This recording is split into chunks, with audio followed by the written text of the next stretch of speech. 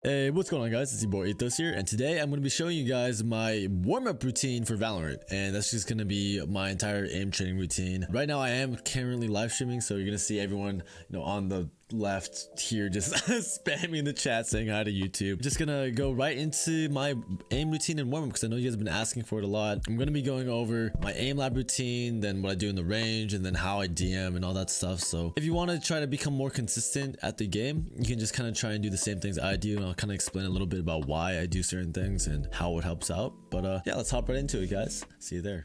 So if you don't know what aim labs is, it's basically a free aim trainer, right, that can help you with any sort of FPS, from Fortnite to Valorant. I know Fortnite's not an FPS. Fortnite to Valorant to CSGO to Overwatch to Diabolical to Quake to, I don't know, just to all kind of games. It kind of like, it just helps you with your general sense of aiming and mouse control, and it'll just translate over well to any game you want to play. Apex Legends, whatever, R6, anything, anything that involves any sort of aiming. Aim Lab will help you out there. So moving into it, I actually do have a playlist for myself for Valorant, and I'll be showing you guys how to access it. The link is down in the description below. So if you click on the link in the description below for my Valorant warm-up playlist, you can just go right here and then you can click subscribe, right?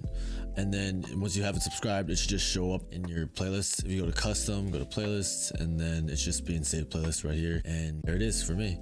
So you can put on practice only mode if you want to not track your scores, but I usually like playing for scores too. So I'll usually do my aim lab warm up for about maybe an hour, usually not more, but I do kind of have a lot of fun doing aim labs too, just kind of grinding out scores. So this is how it is. So moving on, first in the playlist we have 6-shot. Now the 6-shot is really great because it's really precise, and it'll help you kind of train your click timing and just help you overall just get better mouse control for the day. So I really like this for a warm up in general. So I'd recommend first starting off with this playlist, going really slow, trying to just figure out accuracy first, and then slowly, as you start off slow, getting 100% accuracy, your wrist, your eyes, everything will just slowly get more accustomed to it, and you become more comfortable, and you just start naturally speeding up, and you'll notice yourself naturally speeding up. And that's how you really kind of gain speed at first, is first focusing on perfect practice, perfect click timing, and just kind of passing between the targets, and slowly your mouse will just start speeding up.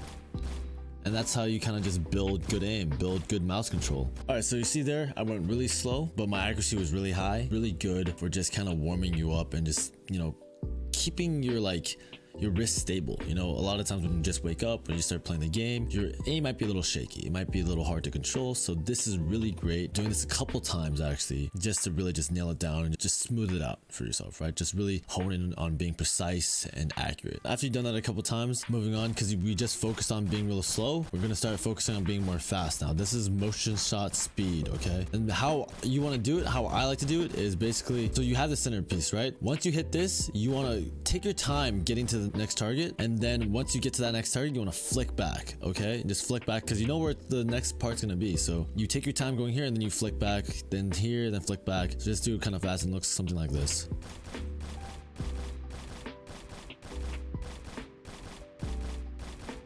This will really just help you kind of just wake up in general, just make you start reacting to things,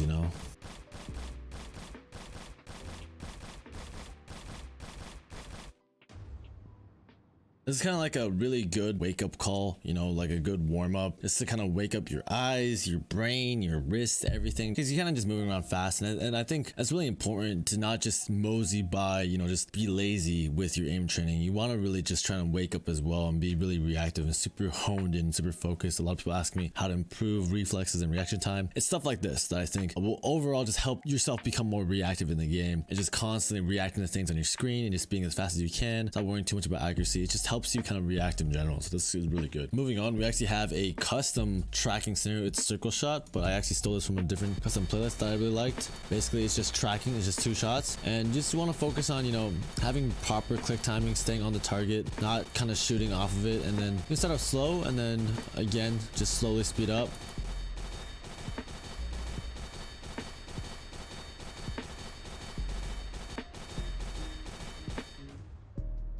It's also really good for just you know, helping yourself just keep that horizontal movement locked, right? Where it's kind of like you're not moving vertically as much, but you're constantly just focused on just moving side to side horizontally, which will help with your crosshair placement, so you're not just bouncing up and down all over the place. It's just that constant tracking where you kind of smooth around corners in Valorant, and that's really what's going to help with, and just kind of shooting, strafing enemies and whatnot. It's just going to help you with the tracking in general. All right, next we got spider shot speed, kind of same idea as motion shot, right? You just want to do like these quick like 2 shots, right, where you flick back to the center. This is more so just to help you just wake up, you know, help you become more reactive. You can do each of these scenarios a couple times or just one time, however much you want. I do it depending on how much time I have before I can play games, before I have scrims or a tournament. But you know, I really do enjoy, you know, just doing this in general, just to kind of just kick back, relax, and just, you know, click some dots.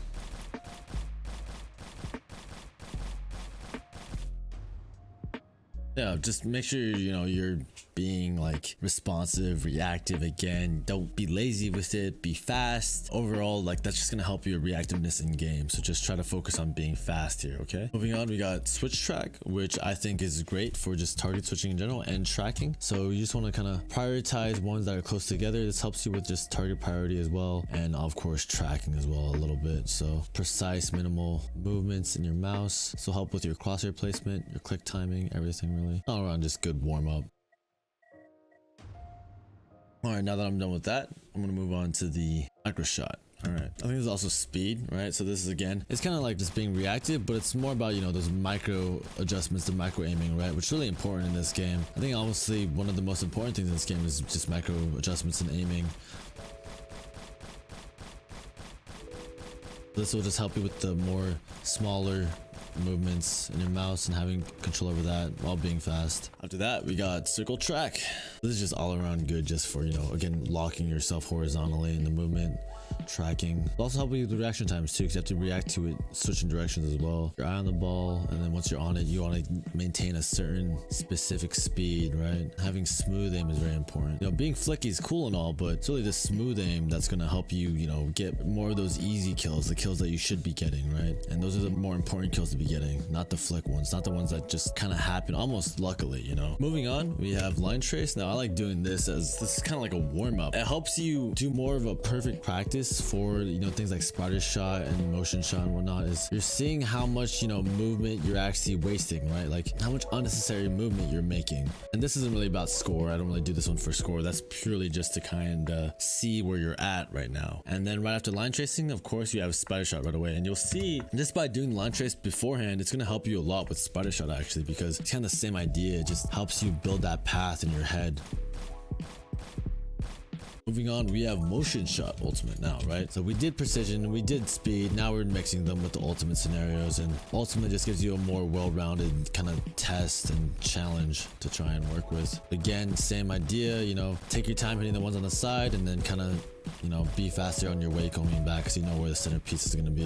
This will be my worst run of all time. Jesus. Alright, we're done with motion shot ultimate. We got spider shot. I don't even know. This is spider shot precision now, I think. We did the precision with the click timing with 6 shot. Now you want to hone down how fast we can do the really precise targets with precision scenarios. And this will kind of just round out your final day, you know, the end of your warm-up here. And finally, we have the last scenario of the playlist, which is motion shot precision. This one's really hard. You really want to take your time with it, really want to just be accurate. Obviously at first it starts off big, then just gets smaller and smaller.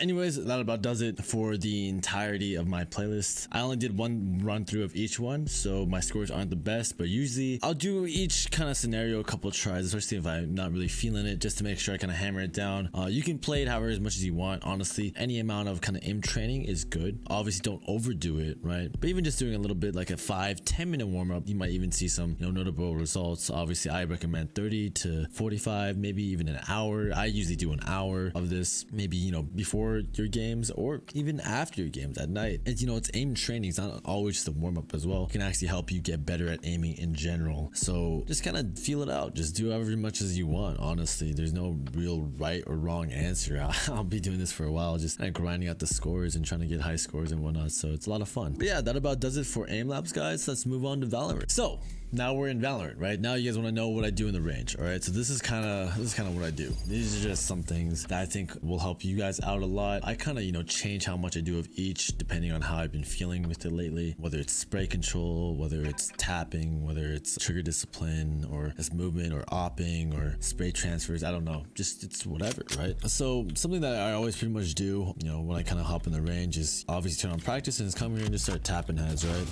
Try to, you know, keep my accuracy up, you know, and just slowly just kind of hover by, right? Let's see where I'm at with just, you know, being more controlled. Obviously you want to just be one tapping here and slowly speed it up, just like aim labs, right guys? Just try to keep high accuracy, and then just slowly you're gonna start speeding up once you feel more comfortable with it. There's another pace you're good with, you know. You guys are gonna realize the more you play this game that it's not about speed, it's about accuracy, right? So even if you take an extra, you know, 0.2 seconds to line up the shot, if the guy who's faster than you starts shooting at your body, you just gotta line up a headshot. There you go. This game's a lot more about just accuracy than just raw speed, right? Which is why, you know, I'm not the #1 player in the world, right? Otherwise I would be, because dude, I'm the goated, most cracked 140 ms reaction time gamer in the world, right? You guys all know that. But yeah, accuracy is a huge thing, so try to focus on that and then slowly bring in the speed. I think you definitely want to prioritize just being accurate first, is having good control. So now once that's out of the way, right, now I have kind of something I do. I took from CSGO. I used to do a lot. It's not as important in Valorant, but it's still very important. It's counter strafing and just like bursting heads. And it's something that I get to do a lot in CSGO because counter strafing was a huge thing. It was huge. But in Valorant, counter strafing isn't as important, right? The difference between counter strafing and stopping in this game normally is just not as big. But you know, it's still useful and it's still helpful. And doing it in this game will help you be less committal, or just you won't commit to as many fights, right? Which is a good thing. You want to just kind of in practice and in reality and how you want to actually, you know, be playing and using your gun in real games is taking a few bursts and then strafing, taking a few bursts, strafing, right? Focus on just, you know, strafing back and forth and just bursting people. And this is kind of how I do it. So I'll come to the sides or something, you know, try to make it a weird angle, try to spread them out a little bit. I'll strafe left with A, stop with D, burst one, strafe right with D, stop with A, and then shoot another. And I'll just do that back and forth and just kind of move my mouse around and just kind of just, you know, trying to force myself to react to heads and use my movement and get myself in the habit of strafing away after I shoot. You know, you want to move your crosshair around to maybe even like a U shape, just to make sure that it's like, you know, focusing on those micro adjustments as well, and do longer shifts too if you want. So that's something I highly recommend doing, right? Moving on, if you don't know how to spray control in this game, just go check out my spray control tutorial. It'll give you a lot of basics, a lot of tips on how to do it. But part of my warm up, what I do, just kind of sit here and I'll just spray. You know, you don't have to tell me. There's no specific recoil to this, right? There's no like specific recoil pattern to this, but just, you know, understanding the parameters of the spray, right? By doing this, you'll subconsciously understand them, and you know, you'll be able to control it when actually spraying multiple people down at once, right? It's just knowing kind of the height that the spray maxes out at, you know, when it goes to the left, how much it goes to the left, when it goes to the right, how much it goes to the right, you know, having an idea of that. So I'll just kind of sit here, just kind of like chill out, some music on, and just spray for a little bit, you know? And when you do this every day for a couple minutes, I guarantee you your sprays are going to start looking a lot better. Do this with the Vandal too, you know.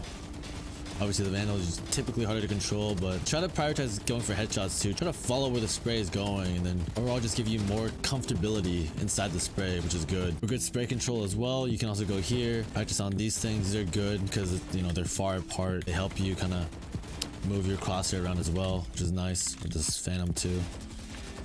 Practice being snappy. Another great thing that's good for the range is tap flicks, you know, and just like this. You know, just these two tap flicks like this, you know. I used to do them a lot in CS. You know, start on one head and just shoot and then quickly switch to another. Pretty simple concept, but you know, it's useful and a lot of people do it. It's good for just warming up your hand in general. So yeah, that about does it for the range and what I do in the range. And let's move on to how you should be deathmatching. So basically what I do for deathmatch is for days that I have time, I try to make it a point to get a win with the Phantom, a win with the Vandal, and then, you know, just a good game with the Op as well, because I just want to try and keep everything, you know, nice and warm. A lot of people also like to DM with a Ghost or a Deagle, or sometimes even like Classic, right? But you know, those are also great. In deathmatch, you should really be focusing on your crosshair placement and just not committing to fights, right? So just, you know, shooting a couple bullets for each kill, not committing to each fight, not crouching when you spray on someone, spinning around, having good crosshair placement. Don't look at your radar. There's no point into it. Want to be, you know, shoot, strafe, shoot, strafe, shoot, strafe, shoot, strafe, just like that. You don't want to be committing. If anything, it might even help to unbind crouch for deathmatch. You should never really be crouching, and it's a really bad habit to start crouching in the middle of fights because it'll just make you commit to a fight, especially if there's two people there, you know. You want to just be shooting a couple bullets, and if you don't kill them, then strafe, reset, and go for another burst. Unless you specifically are loading into a deathmatch to practice spray transfers. In that case, have at it. Just start spraying and trying to get multiple people. And another thing is, don't camp. It's not good practice to just, you know, camp and wait for kills. This isn't free for all in Call of Duty. This is just a deathmatch. It's purely just to get better at the game. So just constantly just swing on everything, on everyone you can. Don't be scared to swing. If you're just sitting in corners, just waiting for people to run at you, then you're probably not going to be getting much better. You want to be practicing peeking people, not the other way around. And it's the same idea with the op as well. If you're going to be opping in deathmatch, I don't recommend just, you know, sitting in a corner. Be aggressive with it, you know, run at people. This is going to be the best kind of practice for you. Just kind of running at people, being reactive, and being ready for the next target right away. So just try to, you know, get a couple DMs in a day. I usually play until I get a win with the Phantom, a win with the Vandal again, and, you know, a good game with the op. Just to try and keep everything warm, you know. I think deathmatch is one of the best things compared to, you know, like aim lab and shooting range. Those are great for just raw aiming, but for the actual mechanics in the game, it's important to, you know, stay on the actual game itself and shooting with the actual gun against people who are shooting back at you, right? So that's really important.